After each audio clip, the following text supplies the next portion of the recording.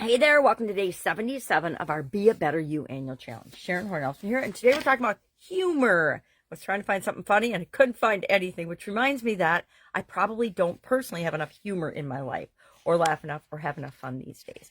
Getting old, but that means I should have more fun, not less fun.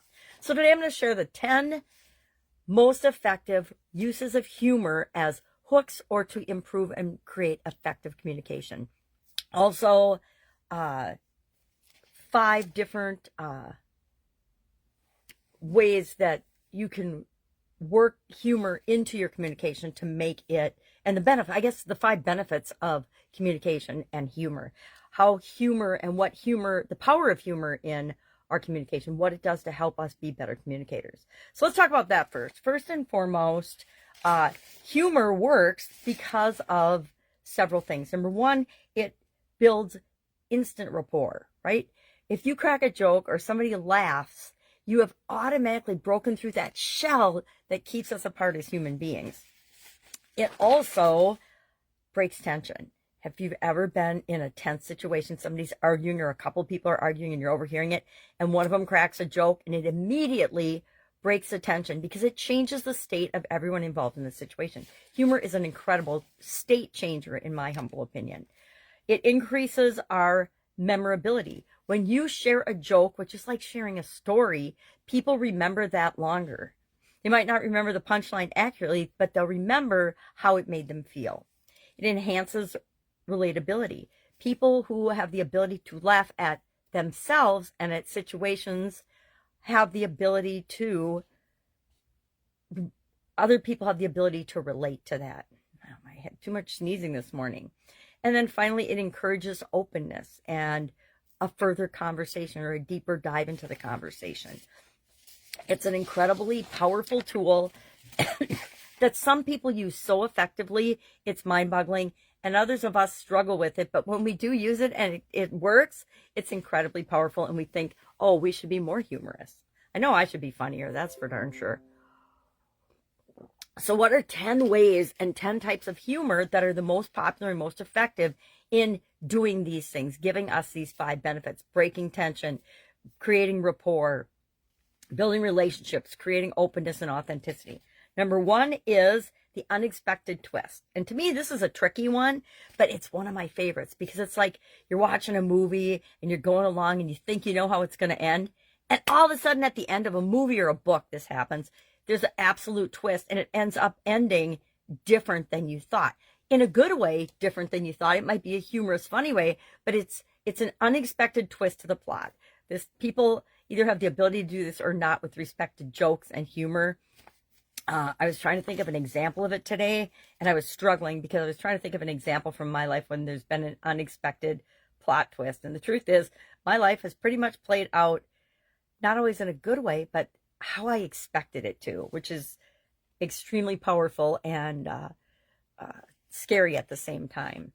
Second, and this is probably the humor I personally use the very most, that's self-deprecating humor, where we make fun of ourselves or how we are because that's just the way we are in a certain way. So showing humility through humor is a really powerful tool. I share a lot of stories about my life and my past experiences. Some are good, some are bad, some are really just horrifyingly embarrassing and ugly, but I share them to build rapport, to show that I'm a real person that has real life experiences that run the gamut of possibility. And sometimes they're just funny as heck. Third, wordplay or puns. This is probably, again, one of my favorite. I probably use self-deprecating humor the most if I ever use humor, but I think you'd have a hard time finding very many situations where I use humor and am punny or funny. But I did hundreds and hundreds of idioms and shared the meaning of different idioms. And idioms to me tend to be wordplay or fun or puns. And so I guess I shared a lot of those, but I don't know if I did it in a humorous way. Sometimes I'd have funny props and things. 4, exaggeration for effect. Examples of this are when people over-dramatize or dramatize how big a deal something is. So for example, I've told you a million times, I never exaggerate. That would be an example of exaggeration for effect. Number 5, observational humor. Observational humor is really relatable because it's things that we see in our everyday life and people can absolutely positively relate to. This is a really popular form of humor in commercials, in marketing, in movies, because we can relate to it. And things that we can relate to, we feel connected to. And when we feel connected, we're more engaged. And when we're more engaged, we're more likely to do whatever it is that the movie or the commercial or the marketing wants us to do. The example I got was, why does every battery warning feel like a personal attack? I don't think that's very funny, but maybe I have a different sense of humor than most people. I don't think that it's a personal attack. Why does every siren make me want to call 911? Every time I hear a siren, or make me call my family members. My ex-mother-in-law used to do that. Whenever ambulance or sirens she could hear them in her neighborhood, she'd call all of us to make sure that everybody was okay, which I think is loving and wonderful. Number 6, callbacks to previous conversations. So this speakers do this a lot. They'll tell a part of a joke or a whole joke, and then they'll refer back to it in their speech with different references, because it makes it really, really powerful. It anchors it into the audience as something that they remember, and it keeps bringing them back to that story or a different part of that story. And it's an extremely powerful way to communicate and to really get your hooks in people, right? Number 7, sarcasm. Use sparingly and lightly, because sarcasm can often feel like meanness to the other person. So you have to be really careful when you're using sarcasm in humor. Now, I come from a family of very punny, sarcastic people, so I might use that one more than I am willing to admit. Number 8, pop culture references. References to famous movies or shows are really, really popular because they're relatable, right? And humor is relatable.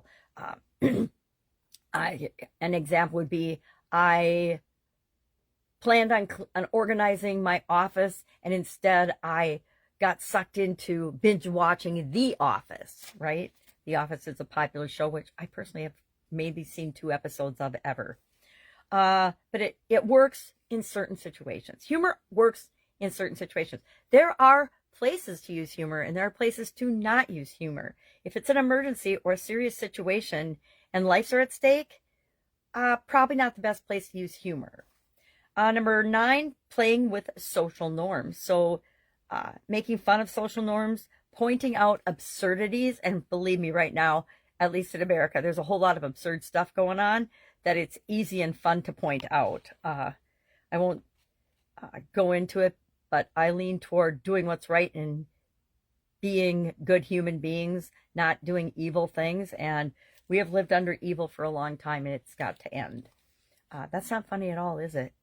But playing with social norms and making fun of that is interesting. And I guess an example would be, when you see somebody pressing a remote harder or pressing a button harder because the battery's going out in the remote, and they think that pressing it harder is going to make it work. It doesn't. You just have to change the battery. But that's a social norm, that's a really common behavior for people, right? And then finally, 10 is personalized humor. Humor that is tailored to the situation or to the people that you're discussing and having a conversation with, or specific examples of humor that group can relate to. An example of that would be, I swear you must have a PhD in making the worst coffee on the planet. Maybe that's something you say to your spouse or your significant other, or the person at work. Everybody knows the person at work that makes the coffee actually works for I can relate to this now, because I remember I worked at a manufacturing business, and it had an automated coffee maker with the worst coffee in it, and everybody knew it was terrible. And we would joke about it because it was so awful. And all we needed to do was adjust the amount of coffee that was automatically dispensed in the coffee maker, because it was like that thick, sludgy tar type drink that you couldn't even stand to drink. So those are the 10 most common types of humor. Our action item today is to somehow, some way, find a way to work one of these 10 types or another type into one of your conversations or a communication that you're having, and see what kind of an impact it has, right? It's pretty easy with my granddaughters to use humor, I guess. If I take that back, I guess I probably use it every day. All right, if I can help you in any way, or if you've got any comments or concerns or questions about humor and communication, hit me up. Otherwise, I will, of course, be with you tomorrow with another communication topic as we dive deep this entire month into communication and the impact that it has on helping us to be a better version of ourselves. All right, have an awesome day, and I'll, of course, be with you tomorrow.